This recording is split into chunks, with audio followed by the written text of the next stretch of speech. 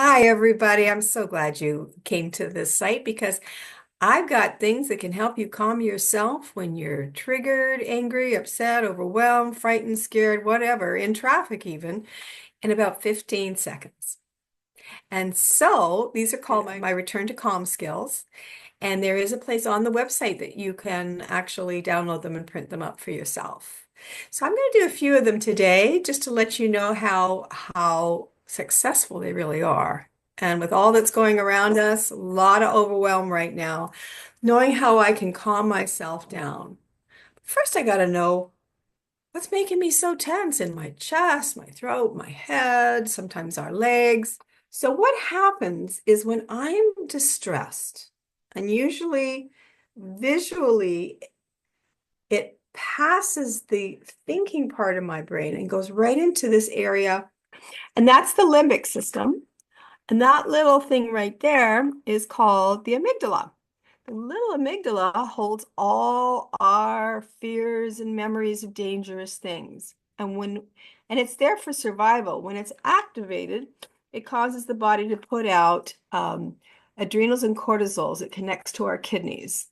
It also makes us breathe more shallowly when we're scared, which means we're getting too much CO2, which means we can start to feel very, very dizzy or even go to a panic attack. It's when this is active and red hot in the brain scans, this sort of thinking part more in the brain is actually black.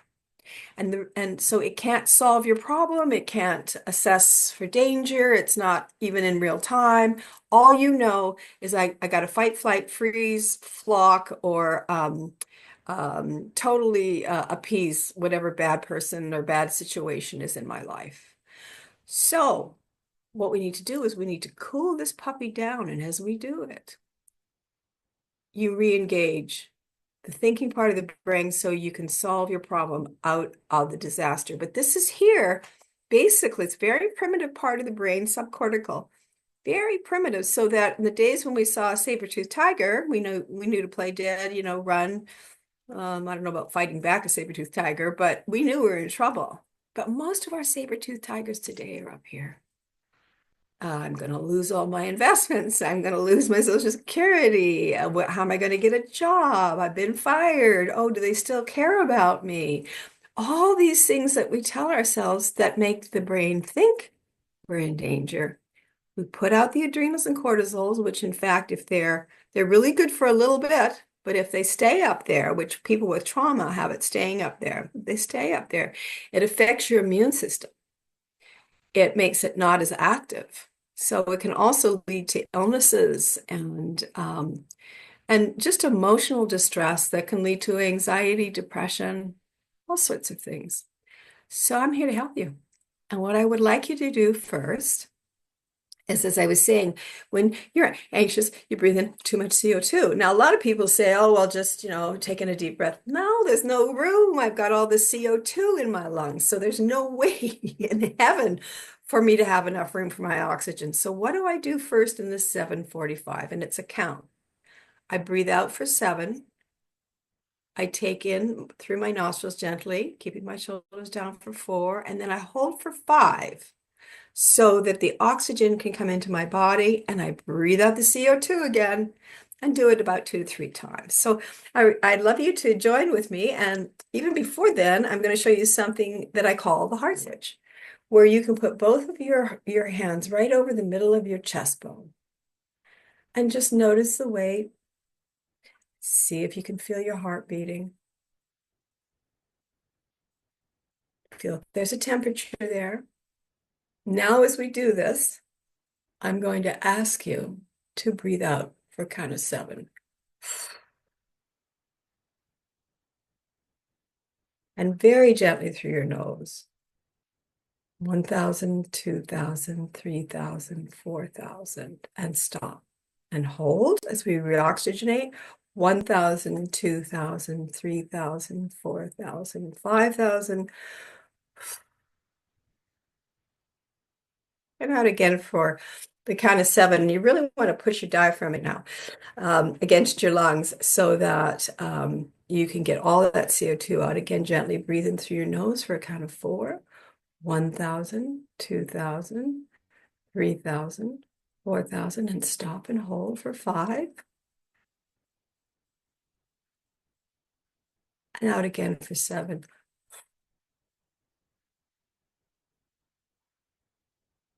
And last time, gently through your nose for a count of 4. Stop, hold, and out again for 7. And just notice how your body feels.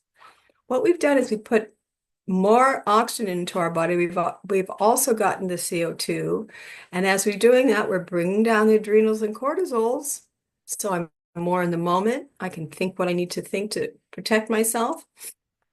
And I lower my heartbeat and I lower my blood pressure. Pretty good for 15 seconds. So that's the heart sandwich. This is the 7:45. All of this is on those notes. And the next one I'm going to tell you about is grounding. And you can get yourself these wonderful weighted blankets, 15 to 20 pounds, whatever works best for you. And what we've discovered is when people feel a weight on your feet, even if you don't have blankets, you can use a heavy book bag or something when you're in meetings, put your briefcase on your feet. Because what it does is it brings your attention from whatever anxious thoughts going up here. Remember, it's getting, oranges, reds, and all this to your feet and the weight. And often when I'm doing Zoom, I actually have the blanket over my lap too, because it just keeps me centered and keeps me connected to the people that I'm talking to. And that's called grounding. The last one for today that I'm going to talk to you about is the importance of some kind of pressure.